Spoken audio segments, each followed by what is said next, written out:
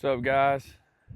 Standing here with a big dead head that was found near one of my properties here in Georgia.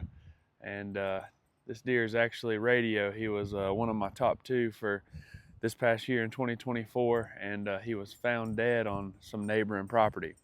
So I was gonna show y'all how I ended up with him and give y'all a little tour of him. He's a bad dude. This is Radio. He lived in a small little corner of my property in the southwest corner of it, and I would have him on the property very consistently from May to October, mid-October, late October. 2 years in a row he did the same thing, and then he would disappear once November got here, and I had no idea where he went. And yeah, last year he ended up making it, obviously, and this year he disappeared October the 20th and never showed up again.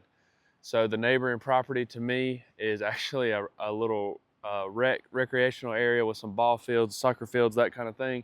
And somebody was walking around with their son on the edge of the woods and saw this deer, and he was just a skull and a spine laying on the bank next to the creek. And so he's got a bunch of mud and all in his face. So he was in the creek at one point, and then I think somebody pulled him out of the creek, and then this guy went down there and got him and took him home, and then posted him on Facebook talking about a deer that was lost, if anybody had lost one. And obviously I didn't shoot the deer and lose it, but I did hunt the deer for 2 years. So I sent him some trail cam pictures, and he was nice enough to give the deer back to me. So really appreciate him doing that, and it's pretty awesome to end up with a deer after a story like that.